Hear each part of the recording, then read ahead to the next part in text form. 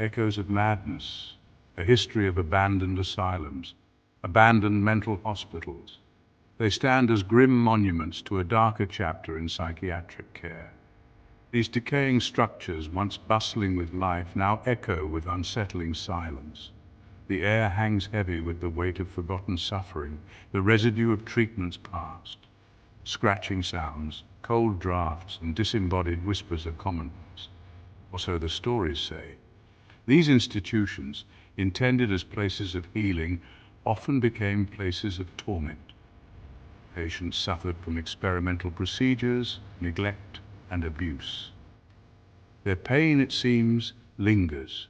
Trapped within the crumbling walls, their anguish seeps into the very foundation. These are their stories. The screaming room, a nurse's vigil. The old asylum, known only as Cranbrook, was notorious. Its reputation was built on decades of whispered tales and chilling legends. Locals whispered of a room on the third floor, a room that seemed to hold the echoes of the past, a place where time stood still, a room where screams never died. The walls seemed to absorb the agony, releasing it in haunting echoes. It was there, in the dead of night, that Nurse Evelyn first felt a cold touch, a touch that felt almost sentient, as if it was reaching out from another realm. A chill that seeped into her bones, a harbinger of the horrors to come. The frost on the window pane seemed to mirror the icy dread that gripped her heart. Evelyn had heard the stories, dismissed them as folklore, tales spun by the superstitious to keep children in line. Now, alone on her rounds, she wasn't so sure. The silence was oppressive, broken only by the sound of her own footsteps. A low moan, barely audible, drifted from the end of the hallway. It was a sound that seemed to come from the very walls themselves. She stopped, heart pounding, and listened. The moan came again, closer this time, filled with an unbearable sorrow. The moan came again, closer this time, filled with an unbearable sorrow. It was a sound that spoke of endless suffering, of a soul trapped in torment. Her hand trembled as she reached for the door handle. The metal was ice cold, as if it had been touched by the dead. Taking a deep breath, she pushed the door open. The creak of the hinges sounded like a scream in the silence. The room was bare except for a single rusted bed frame in the center. It stood as a silent witness to the horrors that had unfolded within these walls. Moonlight spilled through the shattered window, illuminating dust motes dancing in the air.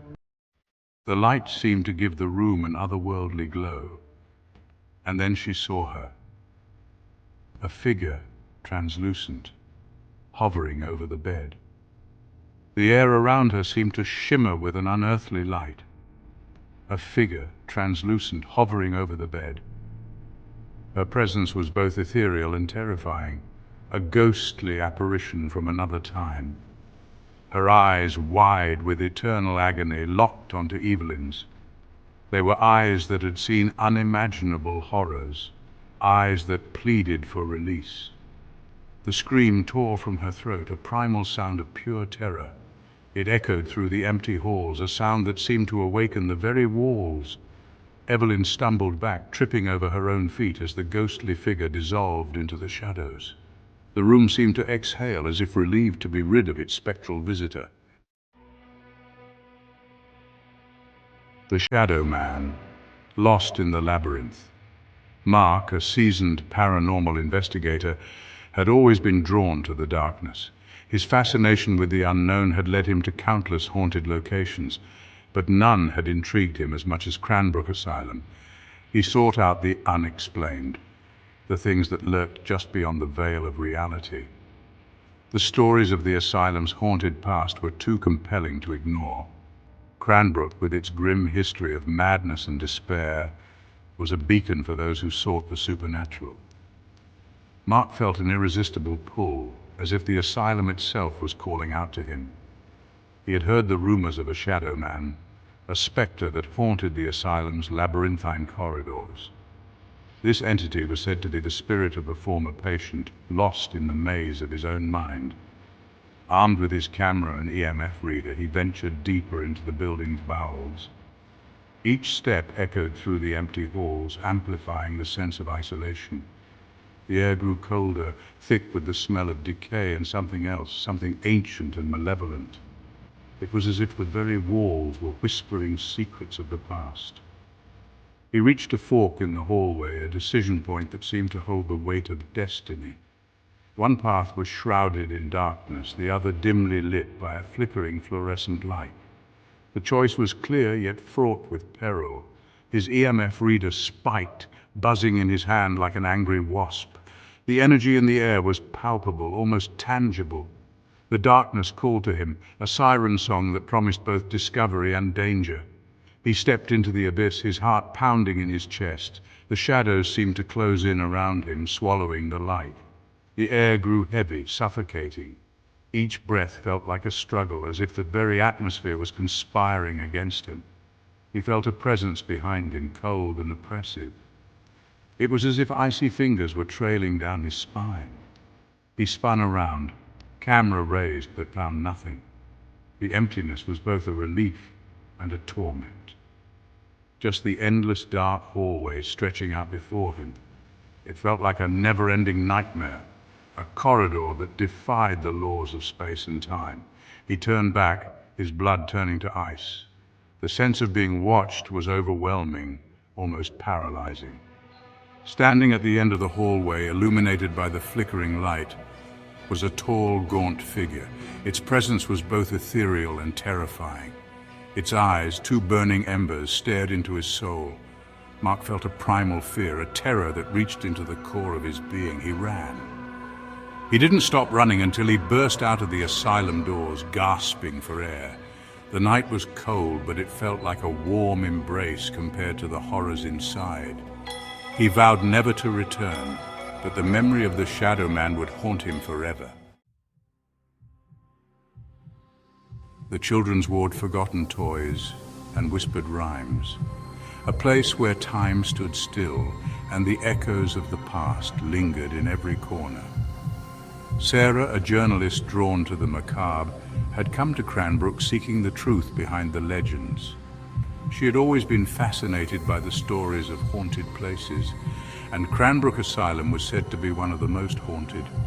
She had heard whispers of a children's ward, sealed off from the rest of the asylum, where the laughter of ghosts echoed through the halls. The stories spoke of children who had been abandoned, left to fend for themselves in the cold, dark rooms. She found the ward on the asylum's top floor, hidden behind a heavy steel door. The door was rusted and creaked loudly as she pushed it open, revealing a long-forgotten world. The air inside was stale and thick with dust. It was as if no one had set foot in the room for decades. The silence was deafening, broken only by the sound of her own breathing.